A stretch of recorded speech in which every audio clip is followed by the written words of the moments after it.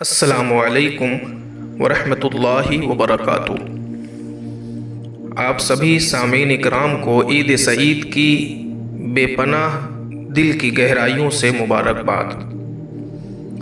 اللہ عز و جل آپ کے روزوں کو قبول فرمائے، گناہوں کو معاف فرمائے، دین و دنیا کی بھلائیاں عطا فرمائے، کورونا وبا سے ہمارے شہر، ہمارے صوبے، ہمارے ملک اور عالم اسلام کی حفاظت و صیانت فرمائے، اور ظالموں کے چنگل سے فلسطینی مسلمانوں کی خوب حفاظت فرمائے۔ آج ہماری گفتگو شوال کے مہینے میں جو 6 روزے رکھے جاتے ہیں ان روزوں کے تعلق سے ہوگی۔ سب سے پہلے تو ہمیں یہ جان لینا چاہیے کہ سال میں 5 دن ایسے ہیں جن دنوں میں روزہ رکھنا جائز نہیں ہے۔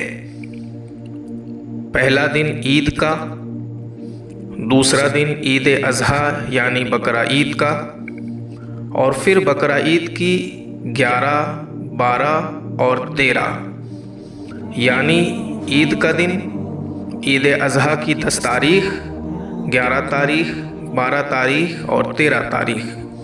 ان 5 دنوں میں روزہ رکھنا ناجائز ہے۔ ان 5 دنوں میں کسی کو روزہ نہیں رکھنا چاہیے۔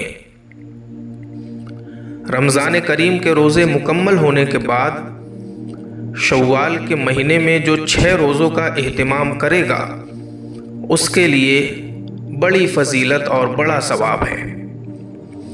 سرکار کائنات امام الانبیاء جناب احمد مجتبیٰ محمد مصطفیٰ صلی اللہ تبارک و تعالی علیہ وسلم ارشاد فرماتے ہیں، جس نے عید الفطر کے بعد 6 روزے رکھ لیے اس نے پورے سال کا روزہ رکھ لیا۔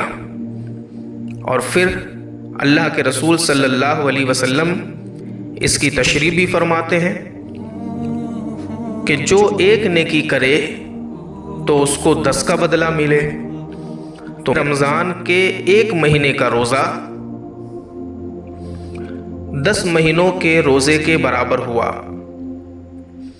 اور ان 6 دنوں کا روزہ 2 مہینے کے روزوں کے برابر ہوا۔ تو اس طرح گویا کہ جس نے رمضان کریم کے 1 مہینے کا روزہ رکھا اور پھر عید کے دن کے بعد شوال میں 6 روزوں کا اہتمام کیا تو گویا اس نے پورے سال کے روزے رکھ لیے۔ اور پھر اللہ کے رسول صلی اللہ تبارک و تعالی علیہ وسلم ایک دوسری حدیث میں ارشاد فرماتے ہیں، جس شخص نے رمضان کے روزے رکھے اور پھر اس کے بعد شوال میں 6 دن روزے رکھے تو وہ شخص گناہوں سے ایسے نکل گیا جیسے کہ آج ماں کے پیٹ سے پیدا ہوا ہو۔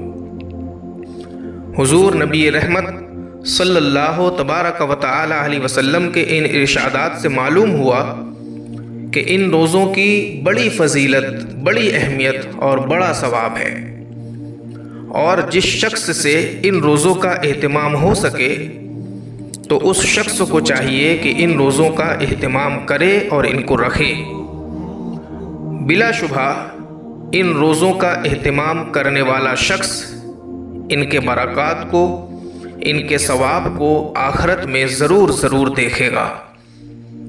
یہاں ایک بات اور سمجھ لینا چاہیے ہمیں کہ عید کے دن کے بعد یہ روزے متفرق طور پر بھی رکھے جا سکتے ہیں۔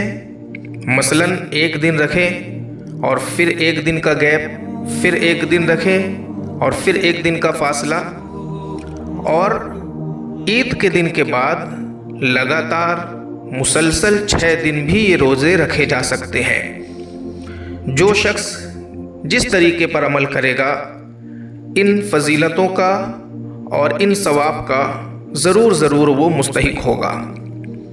اللہ تبارک و تعالی ہم سبھی کو فرائض و واجبات، سنن و نوافل و مستحبات پر عمل کرنے کی توفیق عطا فرمائے۔